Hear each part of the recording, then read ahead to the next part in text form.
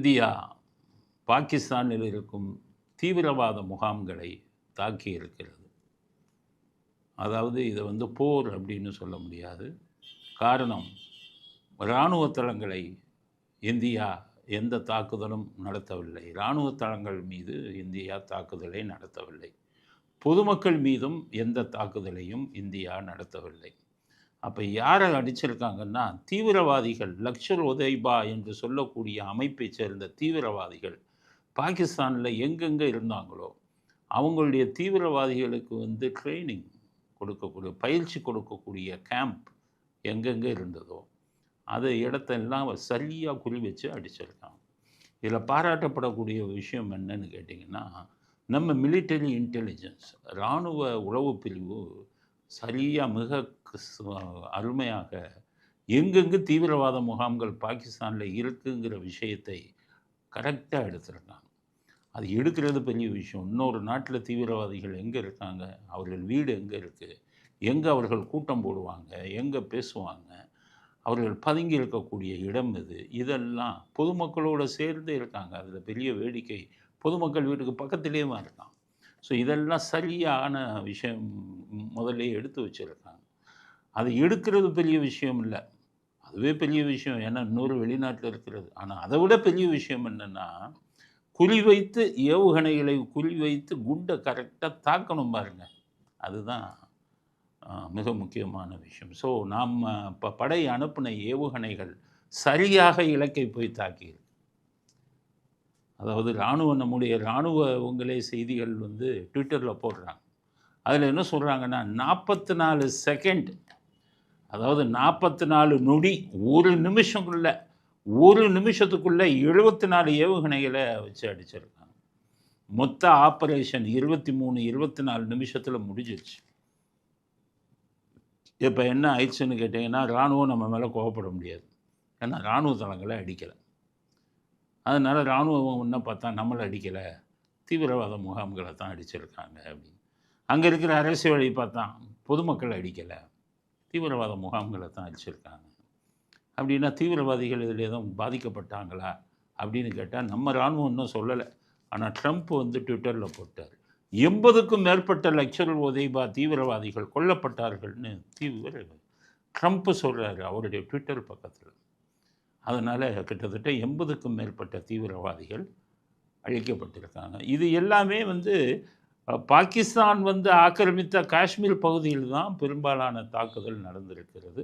அங்கே தான் தீவிரவாதிகள் பதுங்கி இருக்காங்க அப்படிங்கிறது தான் செய்தி. இப்போ பாகிஸ்தானுக்கும் நம்மளோட சண்டையும் போட முடியாது. ஏன்னா இது போர்னு சொல்லலை, தீவிரவாதிகள் மீது நடந்த தாக்குதல்.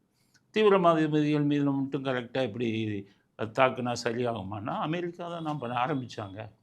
ஆப்கானிஸ்தானில், அதாவது இந்த அமெரிக்காவில் 2001 ரெட்டை கோபுரம் அடித்து நொறுக்கப்பட்டது. விமானத்தில் மோதுனாங்க, ரெட்டை கோபுரம் இடிந்து விழுந்தது. அமெரிக்கா என்ன பண்ணாங்க, அமெரிக்கன் இன்டெலிஜென்ஸ், பேண்டகானில் அவங்க இன்டெலிஜென்ஸு பயங்கரமான ஆளுங்க, சிஐஏ வச்சு முதலே பண்ணியிருந்தாங்க. இந்த விமானத்தை வைத்து நமது நாட்டின் மீது தாக்குதல் நடத்தியது யார், சிஐஏ ரிப்போர்ட்டை கொடுத்துட்டான். அல்-கொய்தா இயக்கத்தை சேர்ந்த பின்லேடன் தான் அடித்தான் அப்படின்ட்டு.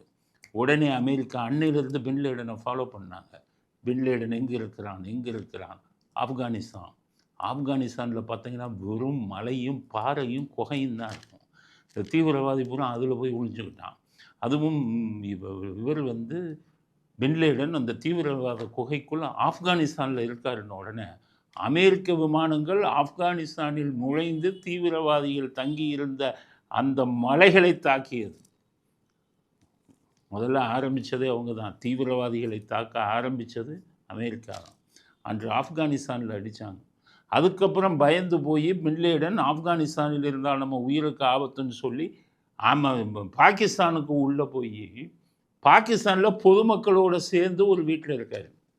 அந்த வீட்டையும் கண்டுபிடித்து அமெரிக்கா அந்த வீட்டை மட்டும் தாக்குதல் நடத்தி பின்லேடனை கொன்றார்கள். இப்போ அதையே தான் நம்ம செஞ்சுருக்கோம். நம்மளை யாரும் குறை சொல்ல முடியாது. கரெக்டாக என்ன பண்ணிட்டாங்க, மோடி என்ன பண்ணியிருக்காரு, ஜெய்சங்கர் நம்முடைய வெளியுறவு செயலாளர், இவங்கெல்லாம் ஏன் தாக்குகிறோம், அவர்கள் தீவிரவாதத்தில் ஈடுபட்டதற்கு என்ன சான்று, என்னென்ன ஆதாரம் எல்லாத்தையும் முக்கியமான பெரிய தலைவர்கள், பெரிய நாட்டு தலைவர்கிட்ட போய் முதைய காமிச்சிட்டாங்க. காமித்து அவங்ககிட்ட ஆதரவை வாங்கிட்டு தான் அடித்தாங்க.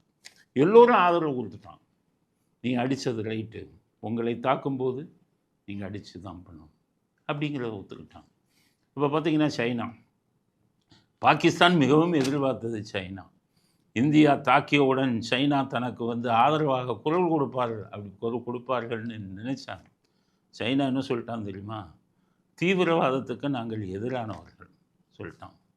ரெண்டாவது 2 நாடும் பேசி தீர்த்துக்கங்க, மேற்கொண்டு போரை வந்து இது பண்ணாதீங்க, நீங்கள் 2 பேரும் எங்களுக்கு அண்டை நாடுகள் அப்படின்னு நடுநிலைமையாக பேசிட்டு போயிட்டு பாகிஸ்தான். அதனால் என்ன ஆயிடுச்சு, சீனா வந்து நமக்கு நடுநிலையாக பேசி போயிட்டாங்க. அதனால் பாகிஸ்தான் என்னாச்சு, சீனாவுக்கு அளவாரிட்டான். அப்போ இப்போ போரில் நம்ம போய் ஈடுபடலான்னா சீனாவோட உதவி வேணும், சீனா அளவாரிட்டான் அப்படின்னு ரொம்ப இதாகிட்டான். அதனால் இனிமேல் பாகிஸ்தான் இந்தியாவை தாக்குவதற்கான வாய்ப்பு மிகவும் குறைவு.